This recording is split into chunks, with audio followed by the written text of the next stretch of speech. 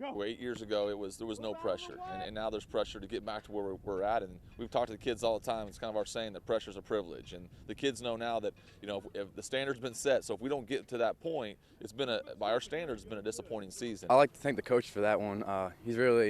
He's pushed us as players, getting up this early, working and grinding, and we're just trying to take the next step. Definitely, we're looking, for a conference championship. We're looking to, continue our great season that we had last year.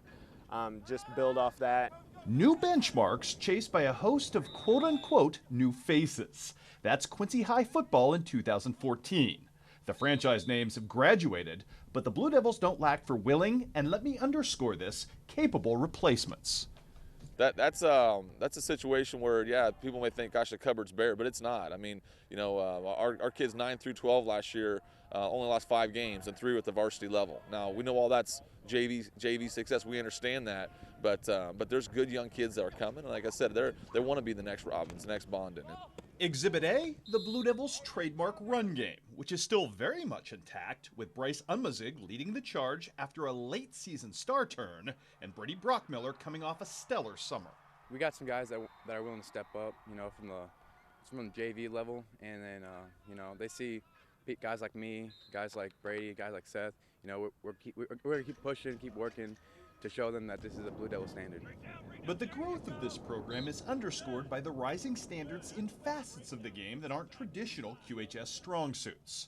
The fact that better and better offensive linemen year by year keep showing up on the scene. I think it's going to be better than last year. We're a little bit more beefier.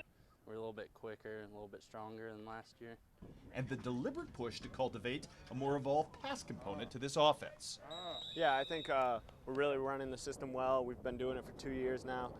Most of the guys have learned, what needs to be done and what needs to be done on Friday nights to win.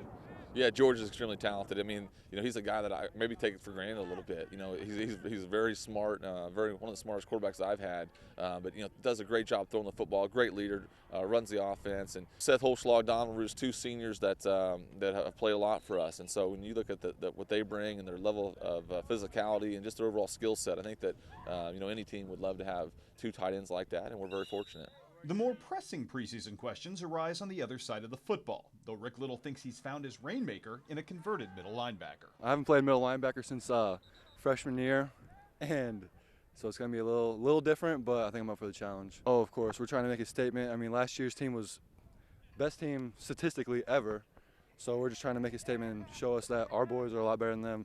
We've got tremendous players, but Seth's that guy that physical presence. He's the neat thing about Seth. He's been a 2-way starter for three seasons. Just a tough kid. I mean, you couldn't hurt him with a hammer. I mean, he's that type of kid.